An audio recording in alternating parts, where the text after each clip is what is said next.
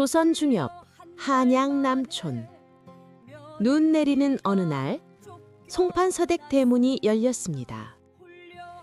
진보다리 하나가 눈밭에 내던져지고 그 뒤로 한 여인이 비틀거리며 걸어 나왔습니다. 얼굴엔 아직 연지군지가 남아있고 머리엔 신부의 비녀가 꽂혀 있었습니다. 혼례를 치른 지 겨우 한 달. 시어머니는 차갑게 말했습니다. 팔자 사나운 며느리는 더 이상 둘 수 없다. 신랑은 고개를 돌린 채 한 말이 덧붙였습니다. 정이 없소. 어머님 말씀이 옳소. 그녀의 이름은 은재. 손에 남은 건 단 하나, 지참금으로 가져온 논문서 한 장뿐이었습니다. 한양 밖 개천가, 잡초 우거진 논 한 필지. 사람들은 말했습니다. 그런 땅에 무슨 복이 있겠어? 하지만 아무도 몰랐습니다. 바로 그 논 아래에 수십 년간 사람의 손길을 기다린 비밀이 숨어 있다는 걸. 복은 소유하는 게 아니었습니다. 순환하는 것이었습니다. 은재는 남촌 선비 집안의 딸이었습니다. 진사 유문중의 장녀. 생모는 첩이었지만 서책을 벗삼은 야무진 교수였지요. 아버지는 자주 말했습니다. 이 아이는 사내로 태어났어도 장원했을 것이다. 하지만 조선은 딸에게 과거를 허락하지 않았고 첩의 딸은 족보에도 오르지 못했습니다. 17세 되던 해 아버지가 병상에 누웠습니다. 그리고 혼처 하나가 들어왔습니다. 송판서댁. 겉으론 명문가, 안으론 빚더미. 유진사 딸이 논을 가져온다더군? 그 가뭄에도 마르지 않는 복 터진 땅이라던데? 병상의 아버지는 떨리는 손으로 은재에게 논문서를 쥐어주며 말했습니다. 이 땅은 선친이 피땀으로 지킨 곳이다. 물이 맑고 흙이 좋아 마음 지킬 자리로 삼거라. 며칠 뒤 아버지는 세상을 떠났습니다. 장례를 치르고 사흘 만에 은재는 시댁가마에 올랐습니다. 눈이 흩날리는 날이었습니다. 혼옛날 집안은 잔치상으로 화려했지만 시어머니 송씨 부인의 눈빛은 차가웠습니다. 우리 집은 예를 갖추는 집일세, 잊지 말게나. 첫날 밤 신랑 송도령은 말 한마디 없이 술병은 기울이었습니다. 예는 예고, 정은 천천히 보는 것이요.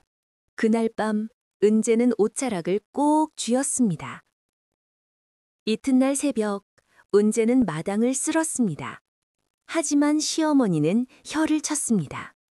체면도 모르는 것이 새벽부터 마당질이냐? 이 집이 주막이냐? 죄송하옵니다. 눈물이 맺혔지만 삼켰습니다. 그 집엔 예는 있었으나 정은 없었습니다. 며칠이 지나자 분위기가 달라졌습니다. 항아리에 김장풀 담기, 우물가 물 길어오기, 밤마다 옷 깁기. 자신이 일꾼으로 취급받고 있다는 걸 알았습니다. 어느 날 저녁 송씨 부인이 친구들과 웃으며 말했습니다. 작은 며느리 말이야, 손재주는 있더라고. 기생집 살림해도 되겠어? 은재는 반죽을 멈췄습니다. 말없이 그 소리를 다 들었습니다. 그날 밤 서방님이 취해 들어왔습니다. 너는 왜 이렇게 조용하냐? 집안이 싸하잖아. 경거망동할까 염려되어. 그럼 경거망동이라도 좀 해봐. 사람답게 보이게. 은재는 입술을 다물었습니다. 그 무렵 마을엔 소문이 돌았습니다. 송시댁 새며느리들이니 농사가 잘 맨데 그 논 가뭄에도 물이 마르질 않더래. 그 말이 송씨 부인의 귀에 들어갔습니다. 그 논이 복터래면 며느리가 아니라 논만 있으면 되는 거지. 그 한마디가 은재의 운명을 바꿀 칼날이 되었습니다. 그해 봄 가뭄이 들었습니다. 하지만 이상한 일이 벌어졌습니다. 은재가 가져온 논만큼은 물이 마르질 않았습니다. 성시댁 복 터졌구먼. 그 논물이 금빛 같더라고. 하지만 송씨댁 안에선 은재에게 아무 말도 없었습니다. 복이요? 우리 집이 본디 그런 팔자였던 거지. 며느리야 뭐 바지저고리 하나쯤이지. 그날부터 은재는 더 많은 일을 맡았습니다. 신랑은 밤마다 기생집을 드나들었고 늦게 돌아와도 은재를 쳐다보지 않았습니다. 걱정 같은 건 하지 말고 논에 물이나 잘 되게 하게. 너는 그거 하나면 족하다. 시어머니는 무당을 몰래 불렀습니다. 그 복은 저 계집에게 붙은 거야. 그걸 떼어내려면 복도 따라 붙은 기운이지요. 사람을 몰아내면 그 기운도 갈라집니다. 그날 밤 은재는 혼자 떡국을 먹었습니다. 어머님, 아버님, 제가 어디서 말을 잇지 못했습니다. 눈물이 볼을 타고 흘렀지만 소리 없이 울었습니다. 며칠 뒤 이른 새벽 무당이 대문을 박차고 들어왔습니다. 이 집안에 재앙이 들었소. 저 여인이 귀신을 불려 복을 끌어모았소. 무슨 말씀이십니까? 네가 그 논에서 재 지낸 걸 내 봤지? 귀신을 붙인 것이다. 아니, 이게 무슨 일이냐? 우리 며느리가 어찌? 서첩은 그리한 적 없습니다. 매일 정하수를 떠놓고 조상님께 안녕만 빌었을 뿐. 정하수? 귀신 부르는 수법이 정하수다. 서방님이 고개를 돌렸습니다. 무당의 말이 맞는다면 우리 집에 더 둘 수 없어. 서방님, 제 말을 믿어주십시오. 한 점 부끄러움 없이 정성을 다했습니다. 이제는 끝을 봐야 한다. 저 아이를 내보내야 우리 집에 진짜 복이 든다. 결국 은재는 재앙을 부른 며느니라는 억울한 죄명을 뒤집어 썼습니다. 논문서 한 장만 손에 든 채 은재는 대문 밖으로 쫓겨났습니다. 눈발이 흩날렸고 한양 골목은 어두웠습니다. 복을 부른 며느리라더니 저게 무슨 꼴인가. 하지만 아무도 그녀를 붙잡지 않았습니다. 복은 그녀를 버렸을까요? 아니면 그녀가 복을 찾아 나선 걸까요? 은재는 먼저 친정으로 향했습니다.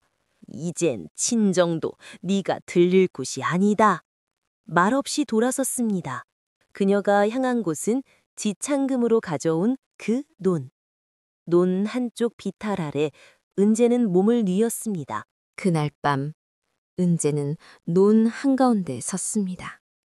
두 손을 모았습니다. 이 땅은 저를 버리지 마십시오. 비록 사람에게 쫓겨났으나 저는 아직 마음을 버리지 않았습니다. 그때 인기척이 들렸습니다.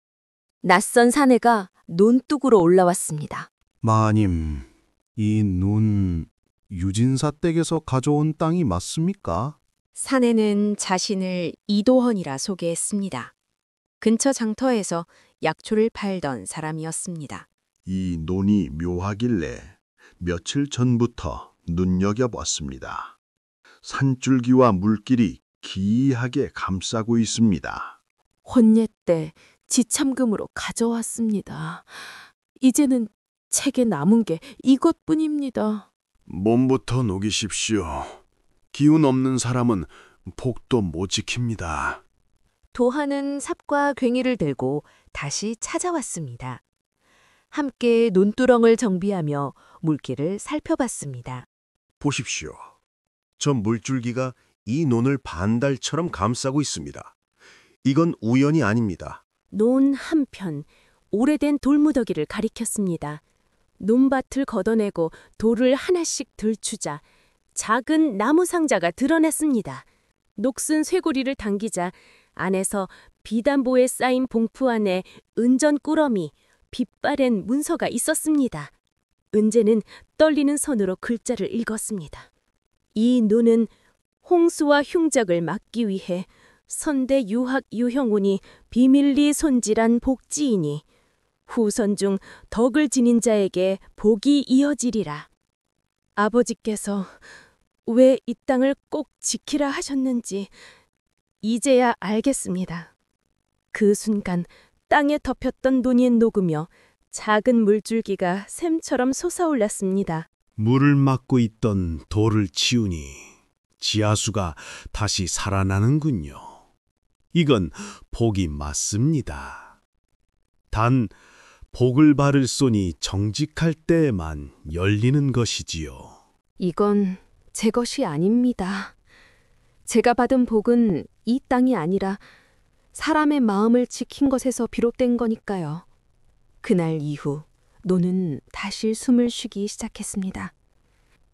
그녀의 마음엔 조용한 다짐이 피어났습니다. 이 복은 나 혼자 가지지 않겠다. 굶주린 이웃과 함께 나누리라. 눈에서 물이 돌기 시작한 후 은재는 장날마다 움직였습니다. 작은 바구니에 밑반찬 몇 가지, 도원이 채취한 약초, 땔감, 쫓겨난 송시댁 며느리라며 재수 없다던데. 하지만 은재는 아무 말 없이 아픈 할머니 댁인 삶은 무와 쌀 한 줌, 추운 아이들 집엔 따끈한 죽과 장작을, 은혜를 바라지 않습니다. 이 논의 덕이 여러분께 닿기를 바랍니다. 하루 이틀 열흘이 지나며 사람들은 달라졌습니다. 아니, 저 논에서 자란 모는 끓여도 물이 맑고 달다더라.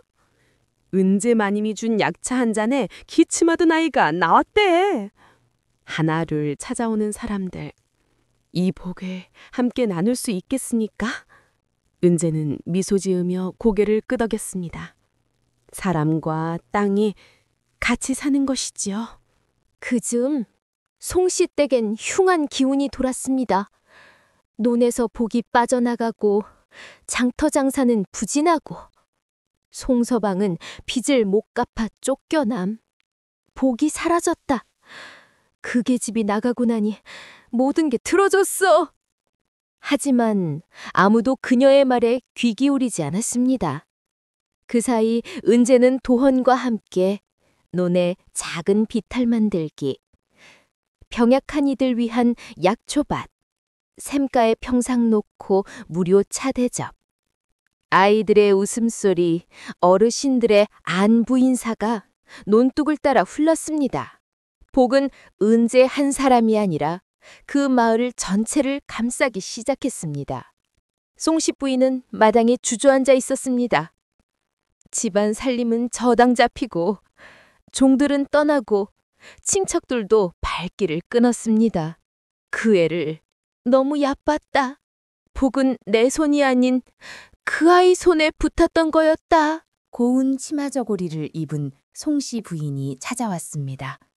은재야, 아니 은재 마님, 이 못난 시어미가 한 번만 용서를 구하러 왔다. 은재는 놀라움도 없이 차를 올렸습니다. 이 차는 매화잎과 창포로 우린 것입니다. 속이 냉하면 기운이 돌고 마음이 답답하면 눈물이 납니다. 은재는 조용히 말했습니다. 이 논은 제 아버지께서 지키신 땅입니다. 하지만 복은 이 논에서 나지 않았습니다. 복은 사람의 손끝에서 말끝에서 나옵니다. 마님께서는 저를 머슴처럼 쓰셨고 귀신이라 욕하셨고 쫓아내셨지요. 그래, 다 내 죄다. 너를 이 집의 재물로만 본 죄. 이젠 아무 말도 할 자격이 없구나. 은재는 천천히 일어섰습니다. 복은 다시 줄 수 있습니다. 하지만 조건이 있습니다. 조건이라니? 이 마을 배고픈 이들 위해 매달 약초와 쌀을 나누십시오. 그 손으로 복을 퍼 나르시면 마님 손에도 다시 덕이 맺힐 것입니다. 그날 송씨 부인은 은재가 건넨 한 줌의 쌀을 안고 돌아갔습니다. 그 쌀은 눈이 녹은 논에서 은재가 직접 가려낸 벽시로 지은 것이었습니다. 당신은 논을 살리는 것이 아니라 사람을 살린 겁니다. 저를 살린 건 이 땅과 당신과 그리고 제 마음입니다. 그날 저녁 논 위에 매화꽃 2송이가 피었습니다. 봄이 오기 전 복은 먼저 땅에 내려앉았습니다. 그로부터 수년이 흐르고 한양 남쪽 들녘엔 매화골이라 불리는 작은 마을이 생겨났습니다. 논을 따라 집이 들어섰고 봄이면 매화꽃이 피고 여름이면 웃음소리가 논길을 채웠습니다. 은재는 마을 사람들 사이에서 매화마님이라 불리게 되었습니다. 도화는 정터와 마을을 오가며 사람들의 사정을 전했고 은재는 말없이 사람들을 돌봤습니다. 그녀는 다시는 큰 집의 대문을 넘지 않았고 관청에도 사대부 집에도 발걸음을 들이지 않았습니다. 하지만 사람들은 말했습니다. 저분이 진정한 양반이지요. 옷자락보다 손끝이 더 고운 분이라호. 그 소문은 조정에도 전해졌고 우의정이 관인을 보내 공덕비를 세우겠다 했지만 제 일름이 아닌 이 논의 덕을 기억해 주십시오. 복은 나 혼자 지닌 것이 아니라 이 땅과 이 마을이 함께 키운 것이니 그래서 매화골 어귀에는 복을 심은 논, 덕을 거둔 여인이라 적힌 작은 비석 하나만이 남았습니다. 해마다 봄이면 그 논 가장자리에 매화가 먼저 핍니다. 마치 누군가 다시 돌아온 듯 하늘을 보며 수줍게 미소 짓는 것처럼 말이죠. 이야기는 여기서 끝이 났습니다. 하지만 어르신들은 지금도 말합니다. 복은 멀리서 오는 게 아니다. 비난을 이기고 마음을 꺾지 않으며 사람을 품는 손끝에서 자란다. 조선의 어느 겨울 양반가에서 버려졌던 한 며느리. 그 여인의 이름은 은재. 그녀는 복이 무엇인지를 보여준 여인이었습니다. 이야기가 좋으셨다면 구독과 좋아요 잊지 마세요.